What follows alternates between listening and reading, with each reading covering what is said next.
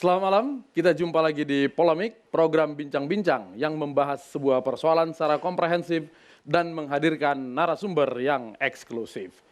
Dan malam ini mungkin semua sudah buka puasa, mudah-mudahan tarawihnya tidak terganggu dengan adanya polemik kita malam ini. Seperti biasa, saya Latif Sregar tidak sendirian. Sambutlah pemimpin sidang kita, Cepopong.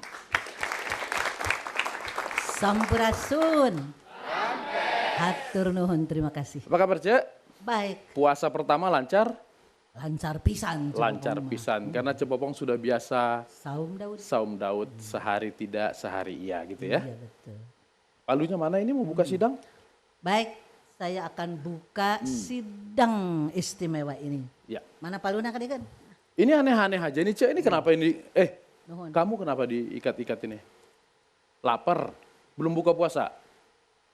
Sedang mengetatkan ikat pinggang rupanya dia. Karena sembakokna mahal. Sembako, kok sembako? Sembakok, bahan pokok. Oh, bahan pokok.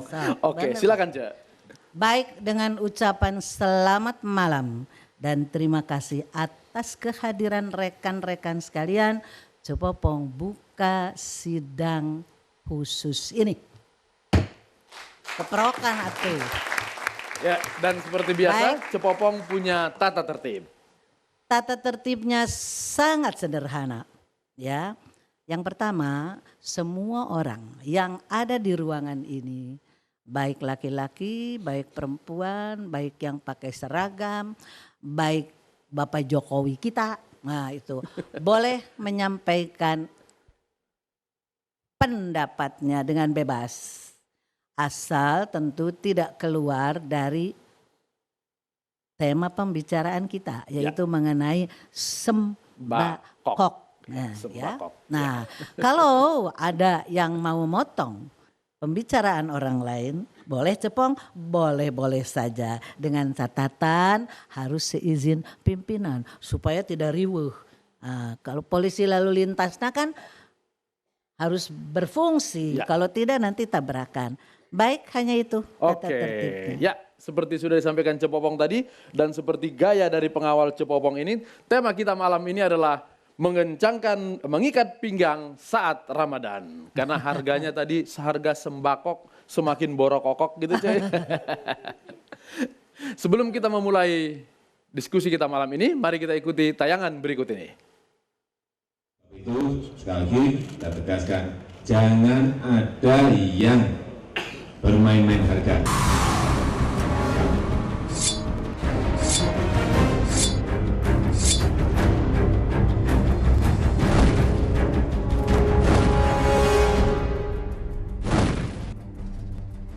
Sejak menjelang Ramadan, harga beberapa kebutuhan pangan mengalami kenaikan cukup signifikan.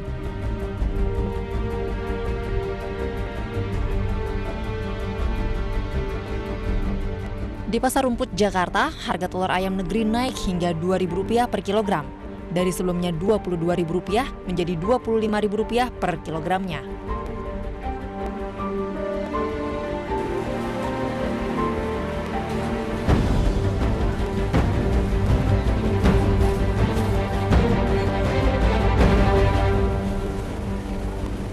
Tak hanya di Jakarta, harga kebutuhan rumah tangga meroket pula di daerah. Di Pasar Pucang, Surabaya, harga telur ayam juga naik Rp5.000 per kilogramnya.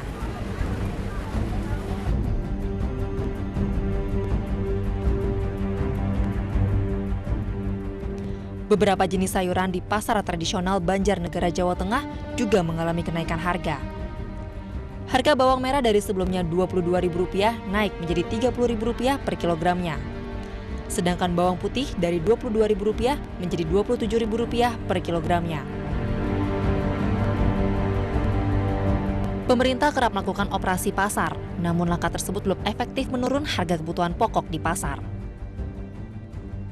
Menyikapi kondisi ini, Presiden Jokowi akan menerbitkan peraturan Presiden Perpres tentang pengendalian harga kebutuhan pokok dan barang penting. Perpres ini akan menjadi instrumen pemerintah untuk mengendalikan ketersediaan dan stabilitas harga pangan. Perpres mengatur 14 jenis barang kebutuhan pokok terbagi dalam 3 kelompok.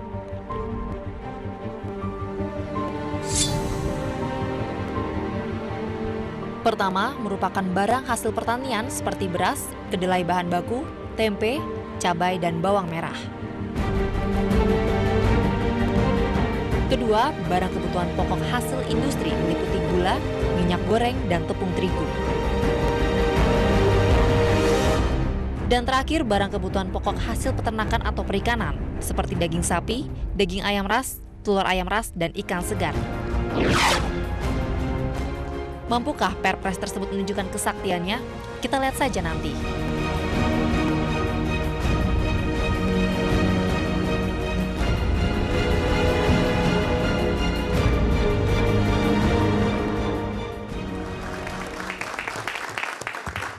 Ya, harga naik jelang Ramadan dan Lebaran seolah-olah menjadi tradisi. Di luar mudik, tradisi yang lain adalah kenaikan harga-harga. Bapak yang barusan ada di televisi? Yang tadi ninja gudang beras? Bukan sih, Bukan ya? bukan. Oh iya. Ini anaknya yang baru nikah? Kayaknya sih ya. Selamat datang, Mas. Bapak sekarang senang dikawal sama yang pakai seragam ya? Kemarin saya lihat juga di TV pakai seragam ninjau pasukan. Saya biasa aja, Pak. Rapopo ya. Ya. Di sebelahnya ada Profesor Dr. Hermanto Siregar.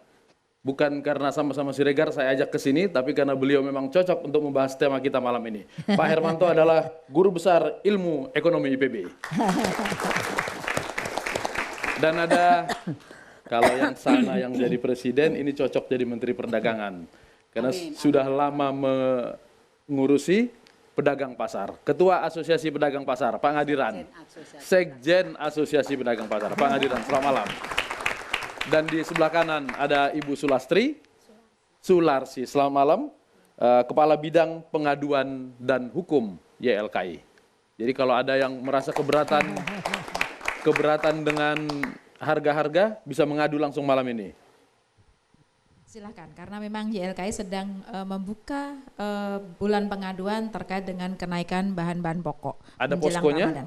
Ada. Ya, nanti akan banyak yang mengadu karena bersama kita di sini ada Mas Dede, seorang office boy, kemudian ada Ibu Dewi, ibu rumah tangga, dan Mas Hendra, tukang ojek. Helmnya nggak dibawa, nggak patuh peraturan lalu lintas kalau begitu. Cek, harga naik. Ya. Cek 77 tahun, Ya. berarti sudah 77 kali mengalami harga naik setiap mau lebaran. Ya kalau lagi bayi mah tengah ngerti atau Kan dikasih tahu, Ya. waktu ngasih minum susu, ini harga lagi naik, susunya dikit aja gitu kan jadi tahu. ya baik. Ya. Itu biasa harga naik? Dulu tidak biasa. Jadi artinya bahwa pada saat menghadapi Lebaran itu kan kebutuhan itu pasti naik. Ya. Ada itu sedikit ya, fluktuatif ada, tapi tidak mencolok seperti sekarang. Ada tapi nyaris tidak terasa. Itu Nyaris- mahal-mahal pisan gitu ya. Itu, nyaris tidak menjadi persoalan. Oke. Tapi sekarang tidak usah cepopong obrolkan. Nanti kan kita mau bicarakan sendiri. Oke. Tapi jadi memang ada suasana yang lain, tapi tidak mempengaruhi sehingga sekarang ini kan semua jadi mengeluh semua. Dulu nggak ada mengeluh, seneng aja. Dulu nggak mengeluh karena nggak naik atau karena nggak berani? Bukan nggak berani ya. Memang naik tapi naiknya itu Oke. nyaris tidak terasa karena kita gembira punya baju baru, punya sepatu baru kan begitu. Ya, Ya. baik. Nah, Oke. sekarang ini naiknya Gila-gilaan. ada belegu namanya. Oke, saya ke Pak Hermanto. Pak Hermanto, apakah semata-mata kenaikan harga itu karena menjelang Ramadan orang memang sedang membutuhkan banyak bahan pokok? Betulnya karena dua hal. Satu betul, itu yang disebut dengan aspek musiman. Setiap saat kita ada Ramadan, ada menghadapi Lebaran, permintaan pasti naik. Ini agak anomali nih orang Indonesia. Puasa kok malah banyak permintaannya. Padahal gitu ya. harusnya puasa makannya kurang. Padahal ya? harusnya kurang. Iya. Tapi pedagang memang pinter ya, karena memang ada demand, harga dia buat naik. Kalau harga naik kira-kira 10-15% wajar. seperti kata Cepopong. Tapi kalau udah di atas itu tidak wajar. Yang sekarang ini berapa persen? Dari yang dikatakan tadi itu di atas 15% semua. Di atas itu. 15. Ya, bahkan ada yang 30-an, 40-an%. Itu satu faktor. Faktor kedua adalah supply atau pasokan. Pasokannya sendiri memang tidak begitu baik ya. Jadi kemarin kita beras misalnya ya tidak sebanyak yang diperkirakan gitu ya. Sehingga itu ada pengaruh juga. Tidak hanya beras juga yang lain-lain. Oke, jadi ada kebutuhan meningkat sementara pasokan tidak terlalu lancar. ada. Itu kemudian pedagang yang bermain menaikkan harga. Pedagang bisa Untung dong harga. pedagang-pedagangnya. Yang paling untung pedagang, di petani sendiri tidak terlalu Tidak untung. untung. Pengadiran betul? Pantas ini bajunya safarinya bagus benar ini, rupanya banyak untung sekarang. Alhamdulillah, amin. Pedagang lagi banyak untung. Iya. Satu, untungnya adalah cacian warga masyarakat, baik pejabat sampai dengan rakyat kecil mencaci pedagang. Itu untung yang pertama. Iya. Untung kedua memang dagang itu mencari untung secara materi. Kalau nggak mencari untung secara materi nggak usah dagang aja. Iya, sedekah aja gitu Iya, ya. sedekah saja. Untung yang ketiga, apabila kenyataan ini tidak benar, yang dituduhkan kepada kami pedagang kecil yang di ujung tombak pemasaran, itu alhamdulillah karena mengurangi dosa. Jadi 3 Pak. Kalau Bapak kita mengatakan kami untung, pedagang yang mana Pak? Tolong diklarifikasi dan jelaskan, mohon maaf kalau otot leher saya sampai gede, kemudian air liurnya kadang-kadang dikatakan sampai kering, menyampaikan kepada masyarakat tapi masih belum jelas juga. Bahwa pedagang tidak Bahwa untung. pedagang untung betul, Nah. tetapi yang menikmati keuntungan yang besar itu pedagang yang mana? Yang duitnya nggak ada seri, yang gudangnya susah diukur, Iya. yang jaringannya juga babaliut, Oke. yang bisa mengatur, menahan sampai dengan membanjirkan barang. Itu kata yang menurut pengalaman kami, maaf Pak karena saya itu di pasar baru 43 tahun, di pasar tradisional, kios dari tidak punya, alhamdulillah sekarang sudah punya walaupun dulunya dari ngontrak. Ya. Artinya pengalaman pahit saya dari kulit panggul sampai dengan sekarang asli sebagai pedagang, dinamikanya Ibu pimpinan sidang tadi mengatakan zaman dahulu terlepas bagaimanapun juga. Orde Baru itu ternyata kami pedagang pasar dan masyarakat khususnya gerakan koperasi, khususnya koperasi pedagang pasar happy. Kalau namanya negara tidak aman, Kopassus yang turun. Kalau harga tidak aman, itu pasukan Kopas, koperasi pedagang pasar yang diturunkan. Kopassus, pasukan Kopas. Ya, Kopas. Jadi ada Kopassus, ada Kopas. Ya. Nah, namun demikian sejak kasusnya 95 bahkan kasus 98 sampai dengan sekarang, Kopas yang ada di Sabang sampai dengan Merauke ini mungkin sudah dilihat dipicingkan mata atau sudah enggak dianggap. Makanya mohon maaf, kalau pasukan Kopas ini 2 tahun yang lalu diajak rapat saja udah turun. Beberapa bulan yang lalu kami baru nebus 2 kali saja harganya langsung cut gitu. Turun. Artinya ternyata Iya. pasukan Kopas, Asosiasi Pedagang Pasar dengan Kopas ini matching sebenarnya dengan pemerintah. Kalau dianggap, kalau nggak dianggap emang gua pikirin. Oke. Makasih. Dijawab dulu sama Pak Hermanto, pedagang mana yang dianggap? Nah itu dia. Iya, Tolong silakan. diperjelas Pak. Ya. Memang yang menikmati itu adalah pedagang yang relatif besar, ya. Bukan di pasar-pasar Artinya tradisional. naik 15 harga di pasaran, tidak otomatis 15 dinikmati Pak Ngadiran dan kawan-kawan. Betul. Jadi yang mempunyai margin tertinggi adalah yang mempunyai kekuatan mengontrol pasar.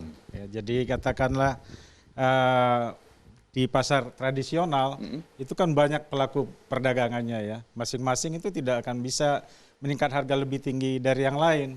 Karena dengan mudah orang nanti akan ke sampingnya gitu. Oke. Tapi kalau di tingkat besar, Ya. di sana lah margin bisa lebih besar. Lebih besar didapatkan. lagi. Siapa itu yang menikmati itu? Iya jadi begini, katakanlah petani mau bertani, mau menggarap sawahnya saja susah. Ya. Mesti ada yang membiayai, yang naruh duit dulu supaya dia bekerja mencangkul lahannya walaupun kecil sampai dengan besar. Itu yang pertama. Bibit, ada yang membelikan bibit. Pupuk, ada yang membelikan pupuk. Artinya, kalau beberapa bulan yang lalu cabai sampai dengan Rp80.000 sampai dengan 100, siapa yang menikmati? Saya ke beberapa petani cabai menanyakan, wah enak banget Pak ini. Sekarang di pasar induk aja 80.000. Pak saya cuma Rp2.000. Per kilo. 80 di pasar induk, dia cuma dapat 2.000. Artinya apa? 78.000 kemana? Bukan begitu. Saat dia garap dikasih ongkos garap maculnya. Oh, Pupuknya dibeliin, obat-obatnya dibeliin. Bibitnya juga diberikan. Kemudian saat panen tinggal ditimbang aja. Pokoknya sekilo itu 2.000. Dapat 50 kilo dikalikan 2, dapat 60 kilo kalikan 2, dapat 100 kilo kalikan 2.000. Artinya itu nasib saudara saya sebagai petani. Tetapi satu ketika cabai itu Rp3.000 sampai 2.500. Siapa yang nolongin petani itu? Karena apa? Ketika itu katakanlah petani cabai itu sebenarnya kan break even-nya kurang lebih 7.500. Ya. Harga wajar sebenarnya 12.000 sampai dengan 14.000 itu sudah happy semua. Kalau kemarin cabai itu 36.000, tadi pagi itu 38.000, sore ini sudah 45.000. Siapa yang menikmati? Kalau kami sebagai pedagang di pasar ini hanya belanja dari induk atau dari agen dijual ke pasar-pasar kecil itu, untungnya mungkin 1 kilo satu ketika 2.000, satu ketika 1.000, satu ketika tidak untung. Tapi yang penting pulang modal, kadang-kadang modalnya pun tidak pulang. Itu nasibnya kami. Oke. 14.000 Pak Ngadiran sudah happy. Sebenarnya itu kalau dimanage dengan baik secara profesional oleh negara ini masih ada atau tidak sebenarnya pengelola negara ini. Apabila pengelola negara ini ada, saya pikir happy semua. Tidak ada yang jadi masalah. Kalau dulu zaman Orde Baru berani menetapkan head harga eceran tertinggi. Saya sudah bawel berulang-ulang ngomong, kenapa pemerintah tidak berani menetapkan harga eceran tertinggi? Karena tidak punya barang. Permasalahannya di situ. Diurai dulu akar masalahnya sebenarnya. Kalau tidak diurai sampai babaliut dibuat perpres, mudah-mudahan perpres itu nakut-nakutin. Oke. Cepopong, negara ini masih ada? Baik. Negara ini masih ada? Tadi Pak Ngadiran tanya. Kalau ada yang mengatakan ada, semua apa skill atuh meren. Iya. Kalau negaranya masih ada, betul nggak? Jadi memang ada dan tidak ada. Antara ada dan tiada. Antara ada dan tidak ada. Oke. Antara ada dan tiada. Negara ini masih ada, Pak? Kalau menurut saya sih masih ada, Masih cuman ada. belum bisa dikelola gitu aja. Gaya itu. Bukan main ini. Bapak tinggal di mana sih? Saya tinggal di Menteng. Wis, di Menteng. Menteng itu daerah orang elit loh kalau di Jakarta ini. Ya bisa jadi sih, tapi saya di pinggirannya gitu. Tinggal di rumah dinas gitu di Menteng? Di belakangnya rumah dinas. Kok bisa tinggal di Menteng? Ya. Rahasianya apa? Rahasianya sih saya emang kuli bangunan, cuman lagi ngerjain di Menteng gitu aja. Jadi sekali-sekali bisa tinggal di istana dong kalau lagi ada bangunan di istana mau diperbaiki. Mudah-mudahan dipanggil. Tip, sebentar. Iya, Cik. Sebelum lanjut ya, untuk menolong Bapak kita ini. Iya. Dari semua yang ada di sini, siapapun, terutama para narasumber, itu tolong nanti pada ending kita memberikan solusinya. Pasti, Ya. Cak. Polemik kita itu bukan hanya sekedar polemik, tapi bagaimana kita menolong. Nah, jadi kita terbalik, bukan negara yang menolong kita. Kita yang menolong Kita negara. yang menolong negara, bagaimana solusinya. Hebat Sebelum lanjut, kita kalau Mangga. begitu. Ya, Ibu, setelah membuka posko, sudah ada yang mengadu? Untuk saat ini memang belum ada yang mengadu langsung. Karena memang dari masyarakat itu kan banyak sekali dia menyampaikan. Suaranya ada. Tetapi kalau untuk mengadukan secara langsung, ini yang kadang-kadang habit untuk keberanian mengadu. Karena kita memang mengadu itu harus ada suatu identitas. Iya. Masalahnya seperti apa, di mana tempatnya, dan kasusnya seperti apa. Ini kan yang kita perlukan.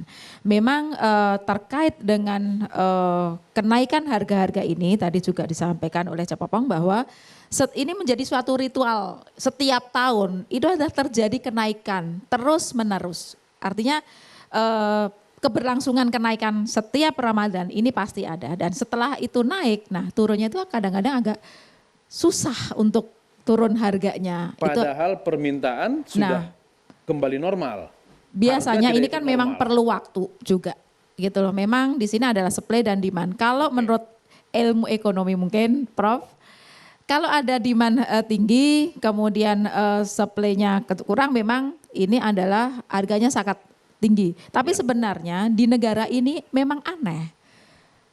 Supply-nya itu adalah banyak, permintaannya pun itu sedikit, bisa jadi harganya Harga itu juga tetap tinggi. naik. Karena memang permasalahan di negara ini harga itu kan sudah diberikan kepada pasar. Nah ini yang perlu ada pengendalian juga. Makanya yang tadi dikatakan apakah negara ini ada? Ini yang menjadi pertanyaan buat kita. Kita warga negara, kita juga perlu ada keberadaan pemerintah itu untuk ikut di dalam melakukan penanganan terkait dengan harga. Jangan sampai ini harganya ya kalau harga naik yang menikmati itu siapa? Tadi Baik. dari pasar, dari asosiasi Pedagang pasar, ya. dia tidak menikmati banyak, dari petani tidak menikmati banyak. Lalu Berarti ini siapa? kan ada pemainnya lain. misalnya Baik. seperti itu. Nah Oke. ini yang perlu dicari Ya. dan harus ada ketegasan dari pemerintah. Ini perlu adanya suatu intervensi. Baik, oke.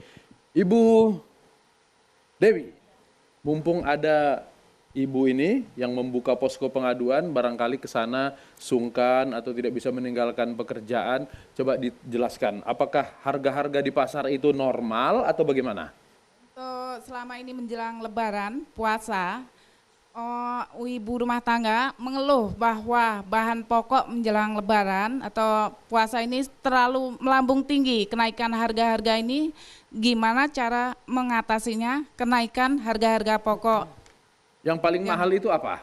Terutama daging, untuk selama ini daging kayaknya melonjak tinggi juga, kayaknya cabai, bawang itu sudah mulai naik, biasanya mungkin 1.000-2.000 dapat, sekarang tidak dapat, harus minimal Rp5.000, itu aja. Kayaknya melonjak tinggi lagi, untuk sayuran juga mulai melonjak kemarin-kemarin, sampai saat ini juga masih melonjak terus, Bu. Mohon untuk gimana solusinya? Seandainya kenaikan ini bisa diturunkan gitu, Bu. Oke, kalau sebelum, ya oke, tepuk tangan dulu aja. Kalau sebelum puasa ini biasa ke pasar bawa duit berapa? Untuk belanja sehari-hari? Biasanya bawa duit 50.000 itu sudah cukup lumayan. Kalau tapi sekarang? ini kurang lebih 100-200 saja nggak seberapa dapatnya, Pak. Yang dikasih makan untuk 50 itu berapa orang? Kurang lebih 4 orang. 4 orang 50.000, itu banyak makannya berarti itu ya. Mungkin kayak si Dede ini badannya itu banyak makannya. Dede, harga-harga naik? Naik. Ongkos juga berpengaruh atau biasa-biasa aja? Iya, selama ini dari saya ya pribadi merasakan ongkos sudah mulai naik. Semua bahan-bahan sudah mulai naik. Yaitu yang merugikan untuk kita kaum-kaum yang di bawah semua. Dede masih lajang atau sudah punya keluarga? Saya masih lajang. Masih lajang. Jangan sampai takut kawin gara-gara harga naik ya. Ini ada dari LKI, dari DPR, pedagang pasar, dari IPB orang pinter, sebelahnya orang hebat tinggal di Menteng. Mau ngadu apa? Coba ceritakan. Saya sih pengennya ya disejahterakanlah rakyat-rakyat miskin yang sekarang ini ya, mungkin kita hanya ongkos. Gaji masih cukup nggak untuk makan? Atau gaji belum cukup untuk belum cukup. Jadi belum untuk cukup makan untuk pun belum cukup. Belum. Jangan nangis. Ingat aja lagu Roma Irama, gali lobang tutup lobang. Jadi kalau lagi sedih nyanyi gitu ya. Cek, sebelum kita tutup, ada nasihat sama Dedek nih supaya mau kawin, kasihan. Bukan nasihat, Coba Pong cuma ingin memfungsikan diri selaku wakil rakyat. Sebetulnya Pak Jokowi bukan soal mahal atau murah, terbeli atau tidak. Jepang itu paling mahal seluruh dunia. Tapi kabeli ku rakyatna. Karena memang daya belinya tinggi. Jadi bukan soal murah atau mahal, terbeli atau tidak. Walaupun murah, kalau tidak terbeli, apalagi beri mahal. Nah, ya, kalaupun toh mahal pun Kalau daya belinya tinggi, no problem kata bahasa Inggrisnya mah. Iya. Ya kan? Kalau bahasa Sundanya? Bahasa Sundana kabeli teu naon-naon. Ya gitu ya. Jadi minta sama pemerintah gajinya naik. Atau kejauhan sama pemerintah sama bosnya di kantor. Minta ya.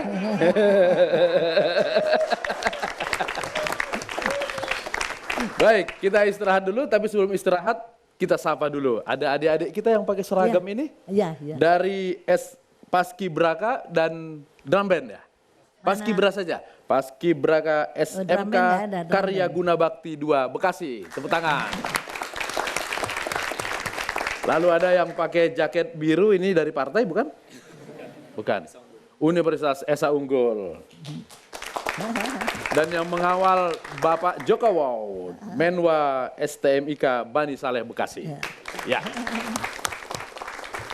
Dan untuk Anda yang di rumah pemirsa, Anda bisa berpartisipasi untuk mengomentari acara kita hari ini melalui inewstvmobile.com. Nanti komentar Anda akan kami tayangkan selagi acara ini berlangsung. Polemik segera kembali.